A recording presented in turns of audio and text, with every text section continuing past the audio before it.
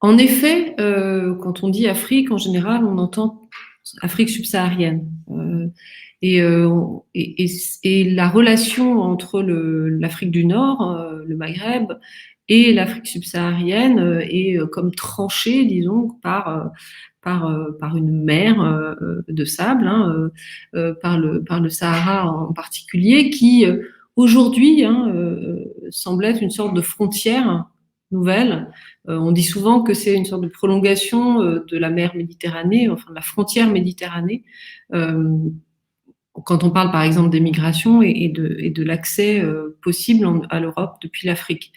Donc il nous semble que cet espace maghrébin, il est comme pris en tenaille dans des relations entre l'Afrique et l'Europe qui sont surdéterminées par cette question de la migration, ou plutôt par la question de la forteresse européenne, disons, et qui fait que on est on tranche les espaces, on les segmente. Je pense une des volontés qu'on a ici, c'est de justement désegmenter ces espaces et d'essayer de revenir, je dis de revenir parce que je pense que la dimension africaine du Maghreb a été très présente dans les combats contre la colonisation, et que c'était une des dimensions fortes de ce qu'on appelait le tiers-mondisme, et qu'aujourd'hui elle peut paraître un petit peu négligée. Donc c'est en effet un des défis du travail qu'on mène ensemble, par ma présence, mais par la présence d'autres évidemment personnes, et puis la représentation de certains pays du Maghreb dans ce forum. On va essayer de desserrer les liens, déjouer un petit peu les pièges de la séparation qui est faite entre les différents espaces africains. D'autant plus que en réalité aujourd'hui, c'est à l'échelle des individus, à l'échelle des personnes et des sociétés, les personnes se rencontrent. Par l'effet justement de cette migration, on a de plus en plus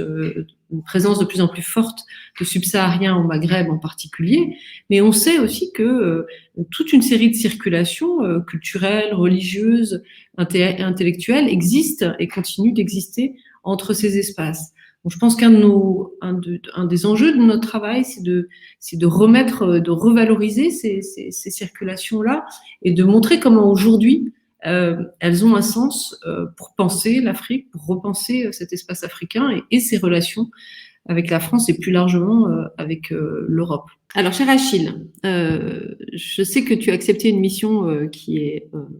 extrêmement importante, voire on peut la juger un petit peu démesurée à l'échelle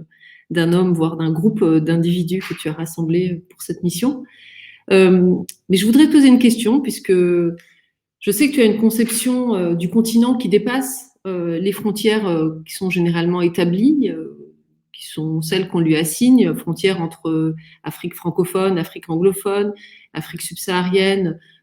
Afrique du Nord, Afrique musulmane, Afrique chrétienne, etc. J'aimerais savoir comment tu envisages de dépasser ces caractérisations et ces différenciations dans ton rapport et par quoi tu souhaites les remplacer.